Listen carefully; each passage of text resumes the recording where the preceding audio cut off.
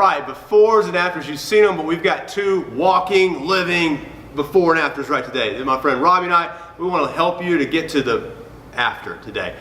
Hit the music.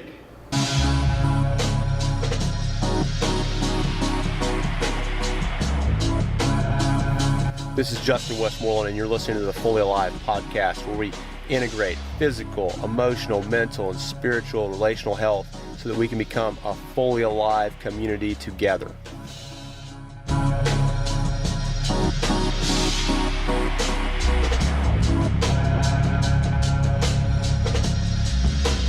Welcome back to Fully Alive. This is episode 14. Can you believe it? 14. Let me introduce you to my friend, Robbie Hickson. Yes, my good friend, Robbie. We are so glad to be with you this week. So, Fully Alive, if you don't know, if you're tuning in for the first time, we are a community. We're building a community where we want to integrate physical, mental, spiritual, and relational health together and explore how that works. My personal story is I'm a certified personal trainer, but before that, I'm an ordained minister in the Presbyterian Church, and I love fitness, and I love worship, and I love meeting people. Huge extrovert, right? Right. Yeah. Love meeting people, and so when I was at the gym training in 2015, early in 2015, I ran into Robbie Hickson. We were probably on a Stairmaster together or in a class. You remember what it was? No, I know. Class. Yeah, It's probably core class. Yeah. Core class for sure. So, Yeah. So, I mean, we were in the gym almost every day. Right. At Gold's Gym in Norman. And we became buddies then. We were both in this challenge. Yeah. It's called the Gold's Gym Challenge. We signed up for 12 weeks of a body transformation. So when you're listening, or whether or not you're really in shape, or you feel like you got a lot of work to do, wherever you are, we're all in a process. Right. And so you think, hey, well, maybe it's not possible for me to get in shape, or maybe it's not possible for me to get to that goal. Well, it is.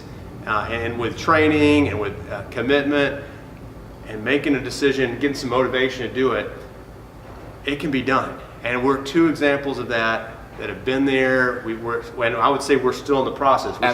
We're still learning. Absolutely. But we feel the reason we're doing these things, the podcast, and trying to get the message out there that it is possible, and we want to help. And so we want to be a community that's going to inspire you. Robbie, thank you for coming on. You're welcome. So we both lost a lot of weight. We got in shape, and we would both say that these things saved our lives. Absolutely. So I want to hear from you first as we talk about the process. Right. Talk about your beginning on the journey. It's because I've shared a little bit about my story. Mm-hmm. Where did you come from? Talk about kind of basic stuff like how old you were, how old you are now. Mm-hmm. Give us the timeline and what led to you getting that motivation intrinsically. Right. Because a lot of people feel like, hey, we need to get there, we need to change. But what snapped for you where you're finally able to make some headway here? And you asked what age. You may remember too. Mm-hmm. I was 39 when we started the challenge, and 40 when we ended it, which moved me up. And I'm not too sure they were supposed to. I mean, because remember, I think you were there. We were talking because we were both doing so well. Yeah. And I mean, they had two kind of regional winners. They knew it earlier with you. I think and we'll get into it. But I kind of got noticed about 3 weeks in. Yeah. Jim's like, hey, we may have a front runner here. Yeah. So anyway, 39. Yeah. So I. 40, and we'll go, I'm sure we'll talk about our placement later, but what started is I was 180 when I got married 21 years ago. Yeah. And 5 years ago I hit 322. Okay. Absolutely. And sadly, probably no. What I mean? When it's all said and done. Sure. But nothing happened at this point other than just going, man, you got to do something. You don't have the excuse of the kids being too young and you can't go to the gym, which was never an excuse, but I used it. Definitely not a reason. But anyway, so I started at Gold's before the challenge. I think you did too, maybe. Mm-hmm. And I got to I'd fluctuate between 280 and 290. I kind of plateaued there. And about that time, I had to go into minor emergency for an earache. And the nurse took my blood pressure, and then she took it again. And then she took it again. About the fourth time, I said, all right, something's wrong here. Well, about that time, she said, something's wrong here. And anyway, so she said, do you feel okay? And I said, yeah, I feel fine. Looking back, I felt normal. I didn't feel good. That's just how I felt. And I said, why? And she said, your blood pressure is 195 over 145. Oh boy. She said, you don't have any blurry vision or anything. I said, no. She said, well, okay, well, you're either going to sign this piece of paper, Right. releasing us of your liability and saying that you're going directly to the emergency room, or I'm going to call you an ambulance. I said, I'm going to sign the paper. I'm going to go.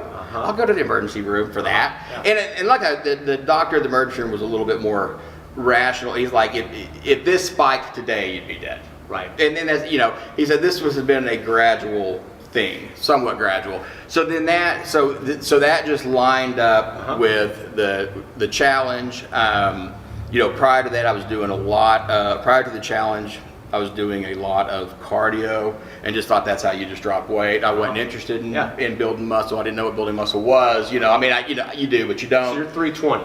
Well, I started at 320. When we approached the challenge, I had just kind of plateaued at 290. So You've been working on it though quite some time. I've been working on it for Just 8 months or so. treadmill, Treadmill every day. Yeah. And But that's when we started seeing each other. Right. So, But you weren't. Your blood pressure was still pretty elevated. I was on blood pressure medicine. Yes. They put me on blood pressure, and that was the only one, the only medication I was on. Gotcha. So the challenge is advertised there in the gym. And I just went in there, got my picture, paid. I was excited about it. I think I was the first person. I think I was number one when you held up the sign. But somehow or another, I wasn't talked to about needing a trainer. I think because I'd been there for so long, they just knew I did. I guess. Or they thought, we watched this guy work out for a year and hadn't done anything. There's no way. But the good one of my very few good attributes is I don't know if it's so much I'm a man of my word, or I don't want to get embarrassed. But if I tell somebody I'm doing a challenge, I don't want to be 8 weeks, then go, hey, how'd that go? And me go, Shane. Well, you see how it went. So that was a big motivator for me, or a motivator to just get in there and do it. So you felt accountability. I've got a before picture floating out there somewhere. You never know what's going to happen to it. You know what I mean? So it's like I got to have a before or an after picture to go, to go with it someday. So then I started incorporating weight training. Then I started incorporating just eating at home. I went plant-based, and I went too plant-based because I think we'll talk. But I think I lost too much weight too fast. But I don't want to discourage anybody from working out. But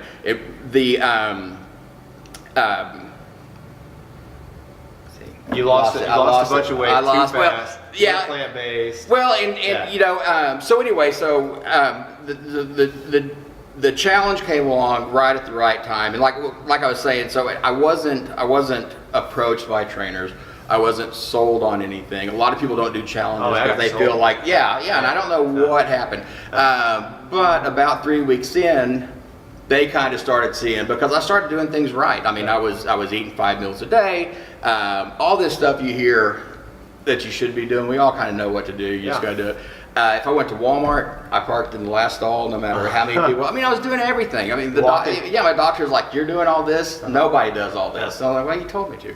But anyway, so it was about 3 weeks in when Aaron kind of took notice, and I didn't start training then, but he really started giving me a lot of guidance. And Aaron was the manager at the gym, or ran that thing. So and I think that's about when you and I met. And then, so we did the challenge.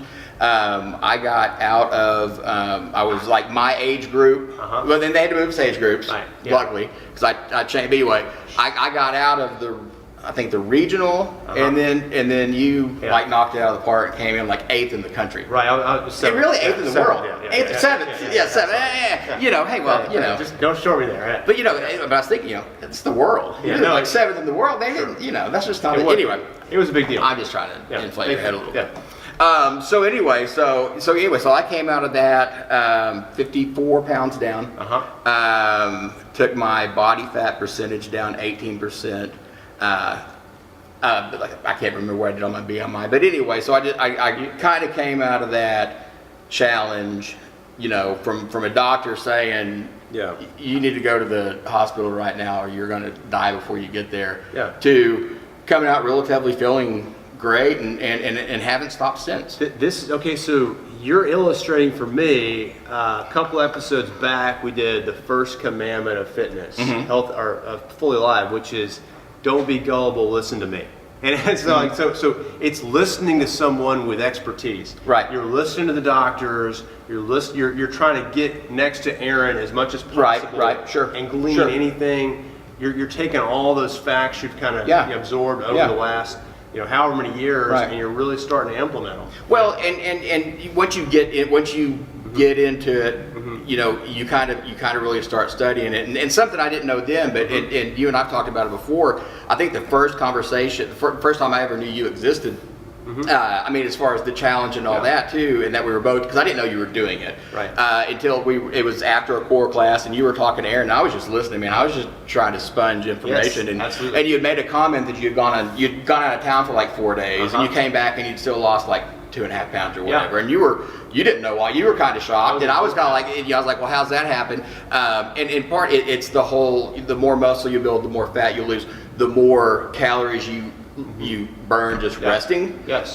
You know, so I learned that then. Now, and that's a true fact. I mean, that is, but I didn't know it up until then. You didn't know it. Who knew that? Right. So listen, and you're gonna get some stuff from experts and sometimes you can really tell if it's too good to be true. Yeah. It is. If it's too strenuous or hard for you, it is. If it's in your mind, So, but like you were saying about the gullibility episode, listening to the experts.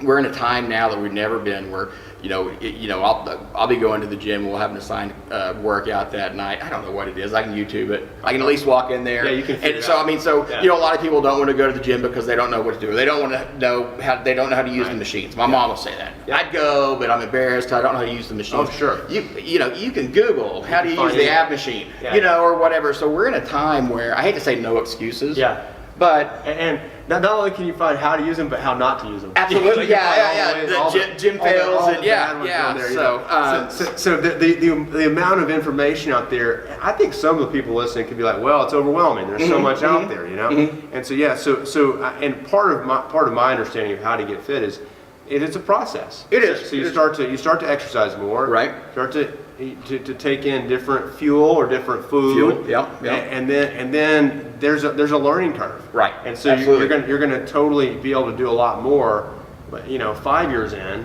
than your first year. And that's good news. Right. Like your knowledge is actually is gaining. Right. And your wisdom, being able to see, hey, what's good, what's best, what's better. And for me, and for my goals, there's education that comes. And you've lived it. Well, and the more you learn about it, if it's your thing, the more you learn about it, the more you want to know. So there's that motivation, intrinsic motivation. There you go. Yeah. So it came with that, with kind of the aha moment with the blood pressure situation. Right. Weren't feeling great. Right. And then then the challenge, the opportunity came along. Right. And then you started to get these little, spikes of encouragement. Hey, I started to see some results. Right. Things are making sense and lining up, and so that adds to more motivation. Yeah. But it takes a few weeks. It takes a few weeks to see some habits and some transformation. It does, and there's I mean, you're going to go, in my opinion, if you go in there and you and it's not a big secret, when it's all said and done, you gotta burn more calories than you eat. Yep. If you want to maintain, you gotta be right in there. But you kind of start out, and luckily, I was lucky enough to see when I started at the 289 to see some pretty quick results, 2 weeks. Some people don't, but if you can stick in there until you start seeing those results, and you kind of go from no results till you start seeing them, till you start looking forward to them, and then eventually, and I think you're the same way. I think you eventually get, you get to the point where you're wondering, like, man, I got a rest day coming up, but I don't want to take it. Yes. You go from looking forward to a rest day to dreading a rest day. I had a rest day yesterday. It was 30 minutes on the stair mill. And so so that's kind of was the progression for me. And I think the big thing for people that are thinking about it or in it, that's kind of feel like they've plateaued or whatever, or they're just not seeing the results. Hang in there, push a little bit harder. If you stay off the scale, your improvements and things to keep you motivated are going to come from the way your clothes fit. Which are pretty immediate.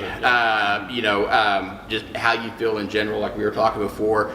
You may not lose a pound from Monday to Monday, but I'm just going to use this workout as an example. But if you do 10 burpees here and you really struggle on this, and then next Monday they're a little bit easier. Yeah. Find that little bit. That's a problem. Just find that little bit, or do 11. Yeah. Because you really wanted to throw in the towel at 10. Right. See if you can do 11, and then just stop at So that's a lot of it too. Is how you feel. If you start putting the right stuff in. Right. Your hair, your skin, just it's just look for the positives out there other than the scale, and I think that kind of helps keep people going. It does me at least because I carry some weight. Sure. And I do that. I mean, I was at the gym this week and the coach threw in burpees, and I was like, man, I hate burpees. I hate burpees. Everyone hates it. Who But I got like 10 in, and by 12, I'm like, this is easier than 3 weeks ago. Yeah. Like I was ready to go get in the truck at 5 last time. So I'm still looking for, and I know you do the same thing. I mean, and it's not a matter of pushing yourself. It's almost just like a matter of scoring yourself, scoring your progress. And we're not, it's not a transformation. It's a. Let me push back. You say, hey, don't get on the scale. And I say, hey, I get on the scale every day. And I'm not. I do too. I agree with you. And for some people out Right. there, hey, it might not be a good idea to get on the scale every day. Right. But for some people, that is the best thing because they see that number going down and they're thinking, that's going to get me back to the gym. Well, that helps. The scale, and again, it's two different personalities. Yeah. Is Exactly. If I get on the next day, boy, I don't want to sound like I'm manic about it, but if I get on the next day and I'm up 2 or 3 pounds, I go do something about it. Oh, yeah. So, and I didn't always be like that. I was like, I'm the, what happens, I think, to some people, they work out for a week or 2 weeks, they expect something, they get on the scale, or they're staying on the scale and it's nothing. 2 pounds it will kill your motivation, especially if it's like, I've done nothing for the last 10 years of my life. I've at least been on the treadmill for 30 minutes. I haven't changed my diet. Something should be happening. Those 400 calories a session for the week should add up for my 3,500. I need to be down a pound. 3,500 calories a pound. But anyway, I got and then you get in and you're up 2 pounds. Then that could be a motivational killer. I think once you get going and you've done your studying and all that, I weigh every morning, and I know how much my shoes weigh. So I can do my math. This is intense. It's like people take their shoes off at the gym and weigh them. Like, just if you weigh your shoes, just do the math from here on out. You don't have to get half naked in front of everybody. That's true. See? Hey, So smart man, Robbie Hibbs. Yeah, okay. So you went from 320, you went to 289, you went down to 235. 235 at the end. Unbelievable. At the end of almost 100 pounds. That's a lot of great progress. But you mentioned, hey, you feel like there were some things you needed to work on there when you got to 235, and that there's a process there of learning. Hey, what can I do to really feel like I'm in the best shape? You feel like you lost too much weight too fast, lost some muscle. Absolutely. And you wanted to gain muscle. And then you got this whole learning curve of from that extreme weight loss transformation, which saved your life. Hey, how do I keep learning and progressing? So talk to me about and you mentioned CrossFit. How did you get to that? How did you get into CrossFit? Tell us about some of the benefits you've seen that you wouldn't just go and get in the gym, getting on the treadmill. Because that was your first, a lot of our first inclination is, I just got to get on the treadmill all day. Right. I got to eat less. Right. Well, not necessarily. You're eating a ton right now. Right. And so it's like, it's not just about starving yourself and just sweating to death all the time. So what did you get to once you got through the goals challenge, and where have you come from since then? Well, I got to 235, and then I kind of, you kind of go back and reflect, and it started. Now, and there's a lot of strength with weight. Just natural. But, and I won't bore you with the numbers, but I just in kind of some of those strength gauging exercises, the bench press, the squat, from 289 when I started the challenge to 235 when it ended, I came off like 50 pounds on my bench press. You couldn't push as much weight. No, absolutely, and not even just as. I mean, that's a significant. In my mind's eye, drop in Because you went from strength. like 135 to 85. Roughly, No, yeah. You know, I mean, I wanted to throw some weights on the bar. You know, at least put the I clips want some on. 45s on. Yeah, absolutely. So, you know, I actually accidentally told you came in 8th to 7. Now you're going to make me want to rebuild my max bench, but I'm not going to do it. I'm not going to be that. I'm not going to be that guy. Okay. I'm not going to be that guy. So anyway, but I knew. All right, so I feel better. Yeah. I ran a 5K. You know, my conditioning was up there, but the strength was gone. Oh, sure. And so now it's time. You did this challenge. Talk about a great kick in the rear. Yeah. See, no bleeping, Hey, no bleeping on this show. Yeah. So you know, G-rated guys, but when G-rated. you kind of sit back and reflect, and you've done that because it was almost 100 pounds, and that's a lot. You know, I big mean, deal. you were already handsome and svelte, and you were just working on some key areas, if I Well, remember come on correctly. But you know, so you kind of sit back and I knew, all right, so now I've got to get back. I've got to start eating. I went plant-based, which is great for a lot of people, but when you're turning around and you want to start building strength, so I started studying what is I knew protein built muscles and stuff that you learn in 4th grade, but actually what it does and why you need it and what carbs do for your energy, you know. So I missed all that growing up. I grew up in Arkansas. No one taught us that. Right. Well, I'm not bad in Arkansas. No, well, you can. It's okay. Yeah. They didn't teach us that much here either. I wanted to sound like I went to the real smart sure, school. yeah, You know. yeah. But so you kind of had to reevaluate. So I stuck at gym at Gold's. Went back to weight training. Stayed with cardio. In my opinion, I mean, you know, I'm not going out to win the Arnold tomorrow. So if you told me you can go to the gym right now, you can either do weight training or cardio, I'm going cardio. Oh, yeah. Every time. And I love weight training. I'm going cardio every time just because the inside of you is a lot more important than what people see. Your heart. So, your whole cardiovascular system and, you know, do you want to be able to take the flight of stairs next week easier than you did this week? So cardio all the way. But so I kind of went back to weight training. You know, I got back up pretty quick to 250. And that was 250. So kind of intentional, kind of let it go. You know, 230 to 250. Because I needed some fuel. Yeah. I mean, you know, and I've stayed at 250. You know, we talked earlier. I started a new challenge, but and that's kind of where I go. I weigh every day because I'm watching those fluctuations in weight. But you know, as long, you know, at 44 years old. And coming off the high blood pressure scare, and coming off the weight that I gained, and the trash I put in my body, and the fat I was carrying on, if I can go to the gym right now today and hit an hour-long spin class and come out of there on my feet, I'm happy. And that's where and that's kind of what I was talking about is look for the positives. So anyway, so I kind of had to reevaluate what I was doing. Started doing that. Still have a membership at gyms at Gold's for a long time. Switched gyms, just another kind of plateau buster, kind of new scenery and all that. Stayed there and still there. Didn't have enough weights for you at the other gym. Yeah, exactly. You know, yeah. So did that, a little change in pace and all that, and about 6 or 7 months ago, you know, for my size and all that, my cardio is great. I mean, I can get on a stair mill. I can get my heart rate to 160. I can bust it out. I turn on Netflix. Netflix is another. The backup is another thing that came along right at the right time in my life because cardio on a machine is a lot better.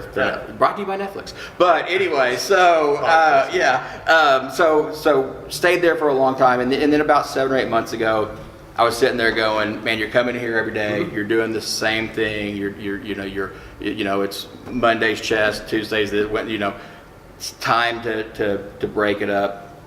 And what's weird too, and it kind of depends on the machine and how what you're doing and the intensity. But I just kind of gotten in this lull, and I had done some CrossFit before, kind of on an on-ramp at one of the boxes here in town.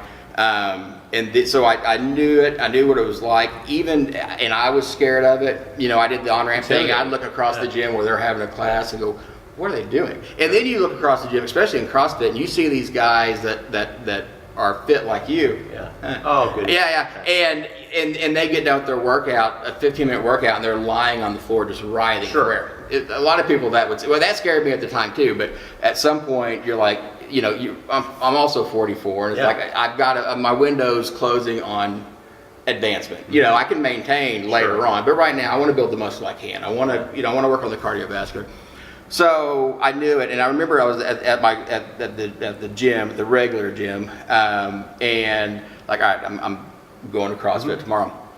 So I got off. This was last November, and I was on the stair mill, and I got off. I was like, all right, I'm gonna go, because one thing we did when I was at CrossFit before is you kind of set some benchmarks. And one of those benchmarks was how fast you can do a 500-meter row. I can't remember what it was, but I hit the row machine. Were you like 3 minutes? My current right now is 143. Oh wow! So it's busting. 2 minutes. I think 2 minutes is kind of like the average, but that's cool. So, but I got on the row machine at the gym, thinking I've got the cardiovascular system of an Olympian. I'm me. I can be pretty confident. I got on that row machine. I was like, I don't see what I'm doing 500, and I didn't even do. Let's do 500 meters. I got about 400 meters in. I was done. Yeah. And I'm Mr. Lost 100 pounds, workout every day and all that. So I was like, all right, well, I'm going. And you got motivated. Yeah.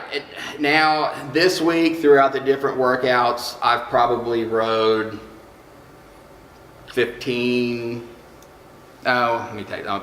I probably rode 6,000 meters this week, and a couple of, one time that 1,000-meter row, get off workout, 1,000-meter row, get off workout, 1,000-meter row.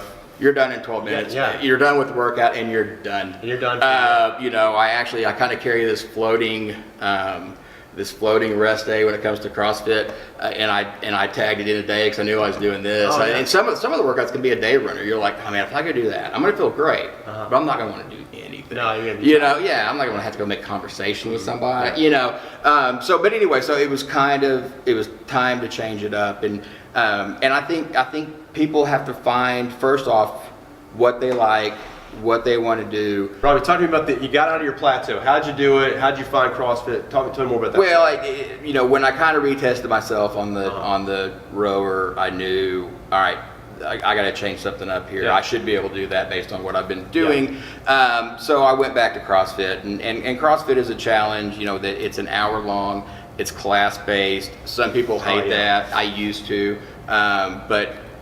Social. It is, but a lot of people, some people, and I was the same way. They're watching. I'm not in shape, but what are they thinking? What are they, this guy's gonna do cross, that type deal. It's mind games. Nobody cares. Yeah, nobody cares. Nobody's looking at you any more than you're not looking at everybody else. So anyway. So go in there, CrossFit's great because you the first half, after they do extensive warm up, because there's some movements in there if you're not used to it, and you do it without being warm, you're done. Hurt yourself. So, we commit 10, 12 minutes to just stretching and warming up, which I'm not doing at the normal gym. That's right. And that's a huge big advantage thing. there. Yeah. So, that you should be doing anyway, whether you're at the gym or not. But anyway, and then we go into strength training, and they're very concise. It's very regimented. We do these 5-week cycles. You're building off the last 5 weeks. And it's about strength training and muscle growth, but not about looking like that's what you're trying to do. Some people do it, but do it that way. And then the last half is what we call metabolic conditioning, a Metcon, and that's hard, intense, very cardio driven, but it may be 500-meter row, hop off, 10 power cleans, back on the row, hop off, 150 air squats, back on the.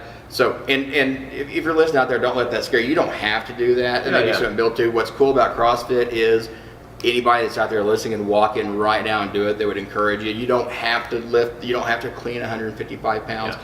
You can clean the bar. We've got some people in there that are starting out. They're using PVC pipes for weight because they almost insist on it too because they want the form because they don't want you leaving their gym hurt. That's right. So anyway, so I'm there now. Who knows in 2 years, which I'll do, and that's what we talked about. It's transformation is kind of seems like there's like a sudden end. You need to be transforming. Yeah. Transforming. Right. There's not. No. I mean, and then that's the same thing with learning. That's the same with spirituality. It's the same thing with everything, and a huge component of of all this. You don't live to die. You live to keep living. Right, absolutely. Why would you quit? Right. And so that is absolutely the reason you do this. Mm-hmm. You don't get to the point where there's a period. You just keep doing commas and Right. adding more Right. and figuring out more things and there's an exponential benefit to this. Absolutely. Yeah. So just a few things here. I love how you mentioned the little factoid about Netflix being a key thing. Right. I love those little edges that we get there. I think it's not, I believe it's no coincidence that Netflix exists right now in time and space, and you needed this right now in time and space. So that was one little advantage God gave you. Mm-hmm. And when we talk about, I call that God's providence. We don't believe in luck or Right. chance. But God governs all creatures and all their actions. He knew just the right time that this was the thing, and you needed it right now. Right. And that helped you to get on that treadmill, Stairmaster, and push through. Yep. And those things, and you've learned so much. You've seen what works for you, and there are a lot of ways. I love how you talk. Hey, that's not for everybody, but Right. there's a lot of different ways up the mountain here, so to speak, because we all have different goals, and we got different abilities, different places, and we're starting from. And so if you want the before to get to the after, there needs to be measurables. There needs to be a plan. You're not just going to the gym and exercising. But I Right. think we have to call it training. Right. Absolutely. You're moving towards something. Yeah. And Robbie and I, we have different ideas, different gyms, different things we're doing right now. But we want to help you to figure out what's good for you. Right. Right. So I do want to advertise your Instagram too, because you do post helpful things. Okay. Yep. Like Instagram, like meal pictures. I love your stuff like that, or your workout stuff. So we'll link to you on the bottom of the thing too. Absolutely. And if you're listening on one of the podcast apps that we're on to, you actually need to get on YouTube on this one and see this guy. He looks amazing. So Robbie, and we'll have the pictures posted too. Of the journey. Podcast for the ugly, man. Don't encourage people to go look. We have radio voices. Right, yeah. So, hey, but just thinking about all the things we've looked at, we've talked about the ongoing journey, the benefits, actually, just how do we get there? How do we get that motivation? What are some, reasons that'll keep you going? Give me some things, some wisdom you've gathered there to think, well, what would you like to share with people to say, hey, you're not there yet, but once you get to where I am now, what are some things that they're going to see? They're going to be something you wouldn't have thought. I'm going to change the question. Mm-hmm. You mentioned in your talk about the money. Right. Hey, it's going to cost money to go to the gym. Right. Right. And so if somebody says, well, I can't afford that, what are some responses to the money? Well, and we're fortunate in Norman and in a lot of towns and is you can find the $10 a month gyms. $10 a month could be a lot of money to somebody. So with almost every excuse or reason or however you want to categorize them is kind of broadly look at it. I spend a lot of money a month on gyms and fitness attire and all this money that could be going to a lot more family, and unfortunately, churches. But we're all on a budget. The more you make, the more you spend. So so what it is to look back and go, all right, if I'm going to commit to this, I'm going to do this. I'm going to go to the gym. I'm not going to spoil it by eating cheeseburgers and all that. So I eat at home 90% of the time. So the money I save, maybe in 2 weeks out of the month, you can't get in and out of a drive-through at breakfast for $6 or $7. Lunch is going to cost you 10 easy. Yeah. If you go out as a group or with somebody, it's going to cost you more because then you're not hitting you can't pick the deals. If you're real budget conscious. So I probably pay for my entire fitness habit in 2 weeks of just eating at home. Yeah. So you've got to look at that. You've got to look at healthcare costs, long-term stuff. You've got to look at the for a lack of a better term, the monetary value on your relationships. Yeah. And this is a good point. If I was still at 322, I'd be sitting at home watching TV right now. I wouldn't be here talking to you. I wouldn't have met Paige. I wouldn't have realized, I'm Dorman Youth Fest this weekend. I wouldn't have called my wife and got her down here when this is over to go enjoy life. You're gonna have a great time. So is that what's the value of that? You can't put a number on it. So, you know, and there's a lot. I mean, it's That's you know, right. my big excuse, you know, the whole time, you know, I you know, like I said earlier, I came into our marriage at 180. Thank God Tracy likes me for, you know, other reasons other than my handsome, rugged good looks. But you know, so then you had 2 kids. You've got 4 kids. Yeah, you know, huge excuse. You can use that excuse. You know, I've got 3 in high school. That's as hard as having 2 in daycare. You know, I mean, if you can find an excuse if you're looking for it, but you've got to really look back. You got to look and go. You know, and again, you know, I let myself go. Yeah. You know, so it's like, you know, and if somebody's not motivated and they're not doing it and they feel like they're letting themselves go, draw the line in the sand there, because that's one of my biggest regrets is not getting in there at 220. Sure. Absolutely. You had the chance to do that. I wish I'd have found fitness at 20. Yeah. I may not be doing what I'm doing now. Right. You know what I mean? I mean, it was that big of a deal of motivation and a part of my life now that if I'd have found this earlier, who knows what I'm doing. Who knows So, what you know, you're doing. and it turned out to be my passion and your passion. Absolutely. You know, we're passionate about it. But getting rid of the excuses, you know, and just staying with it It's and progressing. excuses. You know, It's what's funny is you mentioned I could use my kids as an example of why I might not go. Right. But the same excuse can become a reason to go. Oh, yeah. Oh, I want to have more energy for my kids. Yeah, Or I want to yeah. be able to see them have kids Yeah. and play with those Yeah. grandkids. Oh, yeah. So it's amazing how we can spin almost anything as a reason to do something or not to do Right, something. right. I'm thinking also about, like when I asked the question of how much it's going to cost, and then, when I can't afford that, but I simply want to say, hey, you can't afford not to. Absolutely. You have to do this. You have to take some steps, and it's worth the investment. It's absolutely, and Rob will tell you. So we're going to have, if you want to get in touch with this guy, you can email us at fullylivepodcast@gmail as well, and we can, if you need some, if you've got questions, let's keep it going, and the Instagram will be posted as well on the thing there. So, any other thoughts on your benefits you're seeing now? Well, and again, and that kind of goes back to what we talked about, depending on the type of personality you have to avoid the scale, and we've talked on and off mic here, so forgive me if I repeat myself to everybody listening, but from where I was and where the blood pressure was and the weight and just the garbage that's put in my body, and to where now at 44 years old I can go in and out of an hour-long spin class and not die. I can keep up with the 20-somethings. CrossFit is a good example. Everybody at the end of CrossFit, because you scale CrossFit, so you may be over there, doing hang power cleans at 140, and I'm over here doing them at 95. We're equally tired. Yeah, we're equally tired. So when you look over and you see the 6-pack college kids writhing on the floor right there with you, you're like, all right, we're all human here. It's not a contest. No, so I gauge a lot what keeps me going, and not even to get better than I was the next day, because I'm not really competitive myself. But it's just it's not competitive. It's looking forward, and it's happiness that I derive from getting better. If that makes sense. Yeah. It's not a competitive thing. It's a motivational thing. And it's not just biceps getting bigger, No. the waistline getting smaller. It's the whole package. Right. The Well, and I got into that, between the challenge and now doing CrossFit. I got it. I was still wanting to work out like a high school kid. I want to see how much I can bench, how much can I, and squat, and what am I training for? I'm not hitting the Arnold. I'm not. So it's just at this point. I want to gain strength. I want to gain lean muscle mass. I want to drop some more body fat percentage.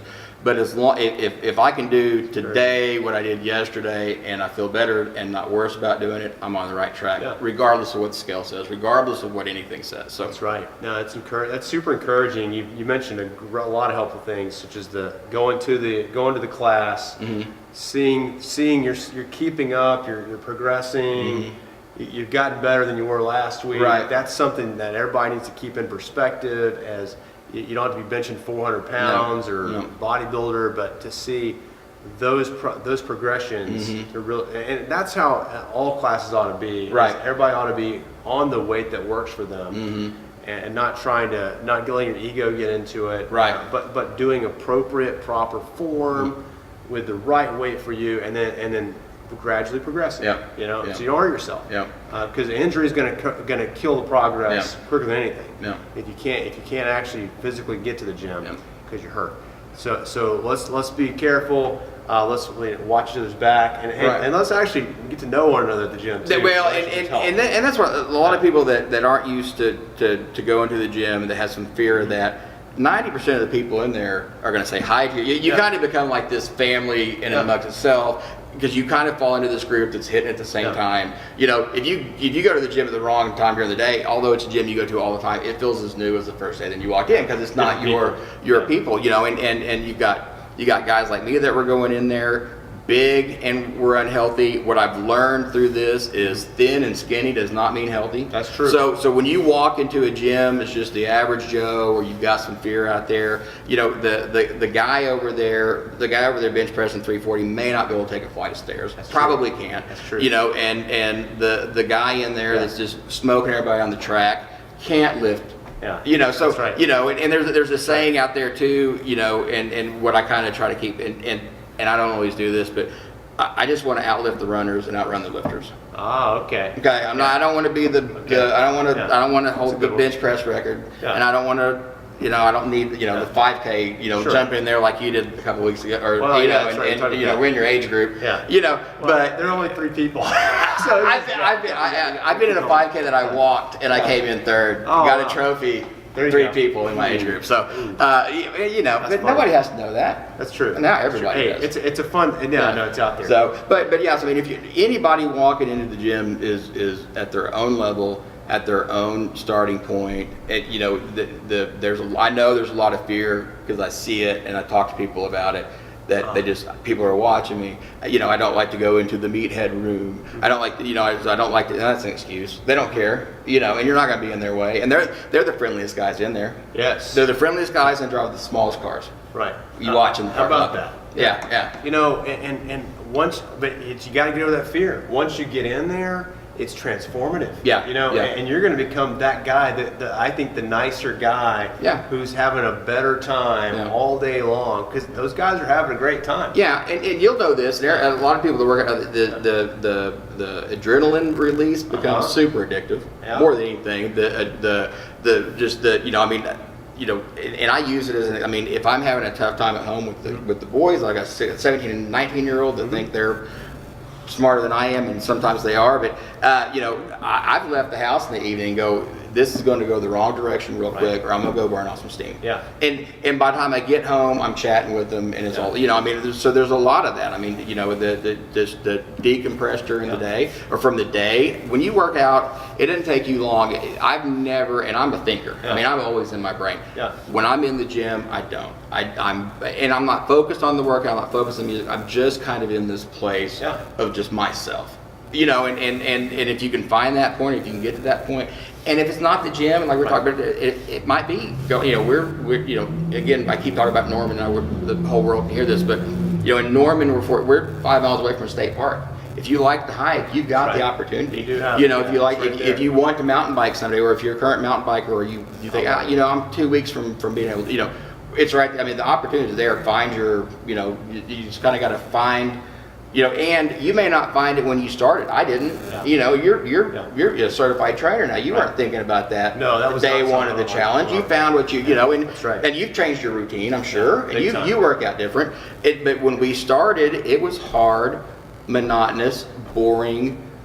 Especially you, with somebody telling you got to go in there and do that, because I'm not that kind of guy that likes to be told. It is, and it took me a long time to find my way, but I stuck with it because I knew the end result. I was passionate about the end result.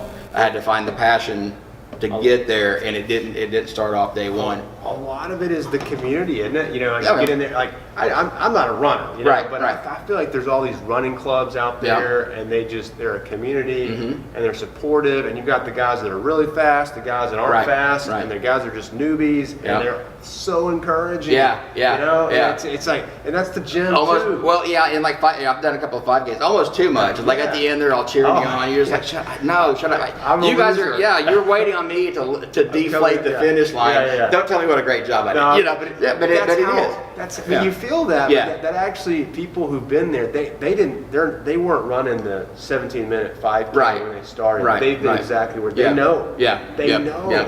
They've Yep. seen it. Yep. It's like the dad and the kid who like the dad knows what he's doing and he's playing baseball with him, Yep. and the kid's making incremental progress and Yep. he knows where he's going. Yep. You know, and so it's just like you got to get with somebody who's been there, who's Right. you know, and who can encourage you and you can see as an example, hey, where I'm going. Right. That's helpful too. Right. So all these things are super helpful. Yeah, I love your story. Thank I you. love it. Yeah. It is encouraging to me. You inspired me. And if you're out there, if you're in the internet world or on the podcast, interwebs, and you like this, like it, subscribe it, share it, post it around. Tell us your stories and come on and share your story. We want to hear about it if you're in, especially if you're in Central Oklahoma. Get to know us. Yeah, Okay? absolutely. Robbie and I want to know you. This has been a good podcast. I want to wrap. We're going to wrap it. We'll Let's wrap it. We'll have you back on soon. Absolutely. I want to have you back Yeah. on. I need to come on and, Yeah. and Yeah. interview you about your story. I want to hear. I want to hear. There you That, go, that right? would be fun. That would be Yeah, a lot of fun. yeah. So wait. So our little tagline at the end. We do this every week. Do you know it? No, because I haven't watched one all the way through. Oh! Man, you know I'm not gonna lie in Oh, here. man, that's good. Yeah, No. we're No, gonna- I just had to go. Man, how do I need to dress? Yeah, What's yeah. this guy sound like? How's the Hilarious. audio? No, go Hilarious. ahead. Yeah. How's the audio? We got to work on the audio. Okay. So it goes like this. It says, All right. "We're made to live fully alive, built to worship the living one." Oh man, you're gonna write that down. Okay. No, you know. Okay, so fully alive. We're about spiritual, relational, mental, and did I say them all? Physical, spiritual, mental, and relational health. Okay, Right, and the right. integration of it. So we're made to live fully alive, Huh. which is that concept, and built to worship the living one. So I like to say in the gym, every rep is worship. Right. Every relationship is worship. Yeah. And we're experiencing God and His beauty in every person, because everyone's an image bearer of God. Right. Okay, so you can see His glory everywhere. So and particularly when you read the Bible, you see the glory of God. So all these things come together. So we're made to live fully alive, built to worship the living one. You got it? Okay. All right. We're gonna say it together. Okay. So signing off for episode 14 in the books, a story of transformation with Robbie Hickson. Thanks for tuning in. And we'll see you back next week. But before we go, we got to do a tagline. Ready? We're made to live, fully alive, built to worship the living one. There you go. That's what he said. Yeah. Thank you.